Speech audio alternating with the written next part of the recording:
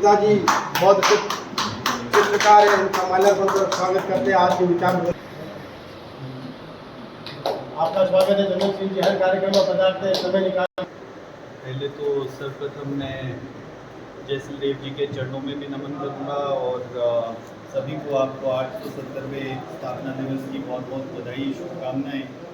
परमादरणीय दोनों भाव मेरे पास विराजे हैं और इतने विद्वान लोग जिन्होंने जैसलमेर को इतना कुछ दिया है और जो हिस्ट्री आप लोगों को ज्ञान है, मुझे उसका 10% भी ज्ञान नहीं है, तो मेरा ज़्यादा कहना उचित नहीं है। आप लोगों से सीखने को बहुत मिलता है, हर बार जब भी मिलते हैं तो पुरानी बातें भी और नए भी आगे के संस्कार भी सीखने को मिलते हैं। तो मैं धन्यवाद दूंगा कि आप सब यहाँ पधारे और सभी ने इस गोष्ठी में, और आपका खास तौर पे लक्ष्मी नारायण जी का जो समय समय पर सबको याद करके और इस तरीके से विद्वानों को की एक गोष्ठी करते हैं जिससे जैसलमेर के बारे में आगे क्या हमें करना चाहिए, भविष्य की भी कुछ रूपरेखा के बारे में करने की बात मौका मिलता है। अभी एक विषय चला हुआ था कल से, सभी आपका भी उसमें वो आया बाइट पूरा, तो जिसमें मराठा हिस्ट्री को के अंदर ये लिखा कि जैसलमेर उनके अधीन था, राजपूताना भी उनके अधीन था।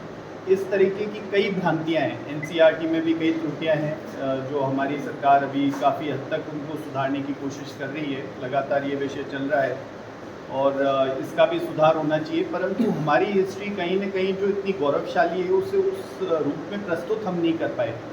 मैं धन्यवाद दूंगा भाटिया जी का और गुरु जी गुजर गए जिन्होंने इतनी, नंदकिशोर जी जिन्होंने इतनी विस्तार से जैसलमेर के बारे में लिखा और जानकारी साझा करने की लोगों के साथ में कोशिश करी। और आज भी आप लोग सब लगे हुए हैं इसी कार्य में कि आगे से आगे निरंतर सतत प्रक्रिया जो है वो बढ़ती रहे।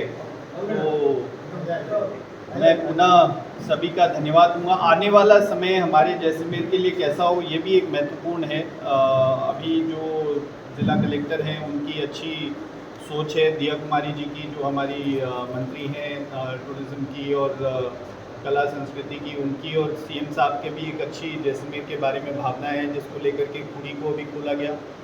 और शहर के विकास के लिए भी अभी एक योजना चल रही है जिसके अंदर कि जैसलमेर को एक तरीके से बिना ट्रैफिक की भी सुचारू व्यवस्था हो, मल्टी लेवल पार्किंग्स बने और जैसलमेर का कैसे सौंदर्यीकरण हो सके पुराने रूप से, जैसा पहले था वॉकिंग टाउन था, लोग इसका आनंद लेते थे जैसलमेर में घूमने का।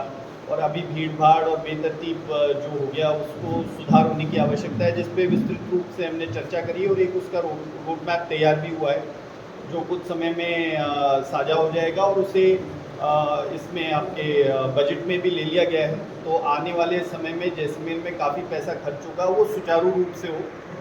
मैंने कई बार ये विषय रखा कि जैसलमेर में कंजर्वेशन आर्किटेक्ट को साथ रख करके कोई भी जो योजना बने, कंजर्वेशन आर्किटेक्ट यहाँ पर होना चाहिए। वो इंटैक्ट प्रोवाइड कर सकती है अपने खर्चे पर, गवर्नमेंट को उसका खर्चा नहीं करना है। ये हमने विषय, मैंने पर्सनली 2-3 बार इसका लेटर भी दिया कि हम लोग अपने लेवल पे बुला लेंगे, परंतु आप कोई भी कार्य करें तो एक कंजर्वेशन आर्किटेक्ट को साथ रख के करें जिसको इसकी किले की भी समझ हो, बाकी जैसलमेर शहर का भी विकास तरीके से हो।